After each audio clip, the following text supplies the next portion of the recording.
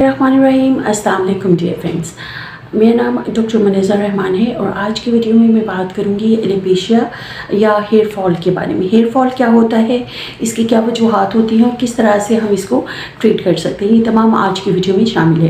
तो जनाब, hair fall या एलोपेशिया एक मौरूसी बीमारी है और आप इसके जीन्स जो हैं वो अपने पेरेंट्स से हासिल करते हैं। यानी कि जिन लोगों में इसका आसान अल्फाज में मैं इस तरह से समझा देती हूँ कि आपके पेरेंट्स में से या आपकी फैमिली में अगर हेयर फॉल का या बॉल्डनेस या गंजापन जो है वो अगर मौजूद है तो बहुत ज़्यादा चांस है कि आपको भी हेयर फॉल हो। तो इस तरह से ये एक जेनेटिक डिजीज़ है जो कि जीन्स में आपको आपकी जीन्स के थ्रू आप में मुंतकिल होती है। फिर जनाब, इसके लिए तो बहुत सारे फैक्टर्स रिस्पॉन्सिबल हैं। उसमें कुछ एक्सटर्नल फैक्टर्स भी हैं, जैसा कि हमारी डाइट जो है वो बहुत ज़्यादा हद तक तयन करती है।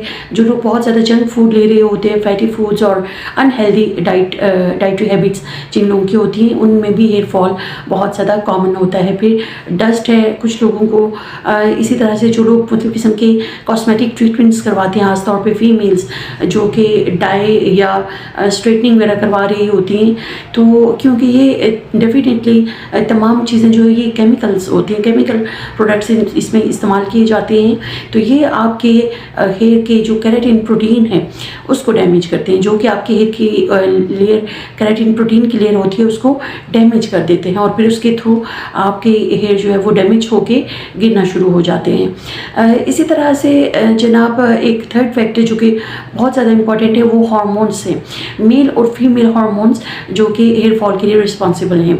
मेल्स में जब हम देखते हैं तो मेल्स के अंदर डाईहाइड्रोक्सी टेस्टोस्टेरोन एक हार्मोन है जो कि उसका जो इम्बैलेंस है वो हेयर फॉल के लिए रिस्पॉन्सिबल है। इसी तरह से फीमेल्स में भी हार्मोनल कुछ चेंजेस ऐसी होती हैं जो कि हेयर फॉल का या एलोपेशिया का बायस बनती हैं। अब फीमेल्स में जैसा कि PCOS एक बहुत कॉमन डिसऑर्डर है, यानी कि पॉलीसिस्टिक ओवेरियन सिंड्रोम जिन फीमेल्स में या गर्ल्स में होती है उनके अंदर हेयर फॉल बहुत ज़्यादा कॉमन होता है और इनमें कुछ और सिम्टम्स भी हो सकते हैं PCOS के, जैसा कि वेट गेन होता है या फेशियल हेयर ग्रोथ हो सकती है, यानी कि चेहरे पे बालों का आ जाना या वज़न का बढ़ जाना। तो ये अलामात भी PCOS के मरीज़ में हो सकती हैं। अब फिर जनाब, हमारे पास जो मज़ीद कुछ फैक्टर्स हैं उसमें डाइट का पहले बता चुकी हूँ और कुछ ऐसी हैबिट्स हैं जो कि लोग आप अगर प्रॉपर्ली अपनी हेयर की केयर नहीं करते, आप ऑयलिंग और शैम्पू वगैरह प्रॉपर्ली या उनकी क्लिनजिंग का ख्याल नहीं रखते, तो तब भी हेयर फॉल जो है वो हो सकते हैं। और कुछ ऐसी बीमारियाँ हैं जो कि हेयर फॉल का बायस बनती हैं, जिसमें कुछ मौरूसी बीमारियाँ भी हो सकती हैं, ऑटो इम्यून डिसऑर्डर्स भी हो सकते हैं और इसके अलावा जैसे मतलब किस्म के कैंसर्स हैं तो वो भी हेयर फॉल का बायस बन सकते हैं। तो जनाब, इस तरह से हेयर फॉल के ये कुछ कॉजेज़ हैं। फिर जब हम इसके ट्रीटमेंट की बात करते हैं तो उसके लिए मैं आपको ये बता दूं कि हेयर फॉल को हम 3 कैटेगरीज़ में डिवाइड कर सकते हैं और वो 3 टाइप्स में आप कह सकते हैं कि डिवाइड कर सकते हैं। यानी कि हेयर फॉल जो है वो एक तो मेल पैटर्न बॉल्डनेस है, एक फीमेल पैटर्न बॉल्डनेस है और हमारे पास एक तीसरी किस्म है जो कि एलोपेशिया एरिएटा कहलाती है। मेल पैटर्न बॉल्डनेस का मतलब जैसा कि इसके नाम से जाहिर है कि ये मेल्स में होती है और इसमें होता क्या है कि पेशेंट की जो टेम्पोरल रीजन है हेड का, वहाँ पे एक क्रीज ऑफ हेयर होती है, यानी कि आपके ये टेम्पोरल रीजन में बाल होंगे और सेंटर से बाल जो है वो झड़ना शुरू हो जाते हैं और फिर वक्त के साथ साथ वो जो हेयर फॉल है वो इंक्रीज होता चला जाता है।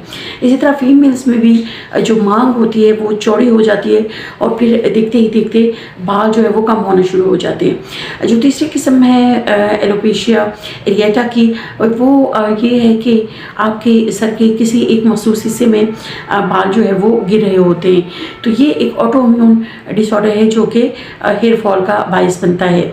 इनके ट्रीटमेंट के लिए डेफिनेटली हमारे पास मुख्तलिफ किस्म के ऑप्शंस अवेलेबल हैं। मेडिकली ट्रीटमेंट जब करते हैं तो उसमें कुछ ड्रग्स हैं, यानी कि मेडिसिन हैं, जैसा कि फिनास्टेराइड जो कि पेशेंट वो काफ़ी हद तक जो है उसके हेयर फॉल को कंट्रोल कर लेता है।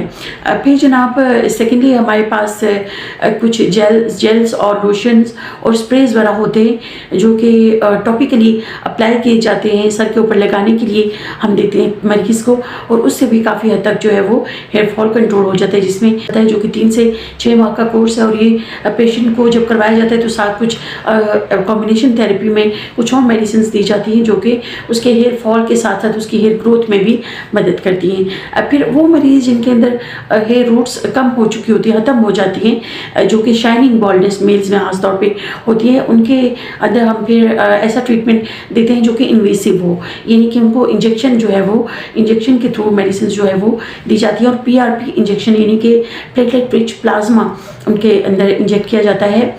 PRP जो है वो प्लेटलेट रिच प्लाज्मा उनके अंदर इंजेक्ट किया जाता है। इंजेक्शन है प्लेटलेट रिच प्लाज्मा जो कि मरीज़ के अपने खून से उसके जो सफ़ेद होने उससे लिया जाता है और ये फिर पेशेंट की हेड की स्किन के अंदर इंजेक्ट किया जाता है। ये भी काफ़ी जो है करामत होता है और ये हेयर फॉल के साथ साथ उसके हेयर ग्रोथ को भी इम्प्रूव करता है। इस तरह से हम एक हेल्दी डाइट प्लान और हेल्दी लाइफस्टाइल पेशेंट को इनकरेज करते हैं और मेडिकली उसको ट्रीट करके हेयर फॉल को हम मैनेज करते हैं। आई होप फ्रेंड्स कि ये वीडियो आपको अच्छी लगी होगी, मुझे कमेंट सेक्शन में बताइएगा। और अगर आप मज़ीद ऐसे वीडियोस देखना चाहते हैं तो मेरे चैनल को सब्सक्राइब कीजिए।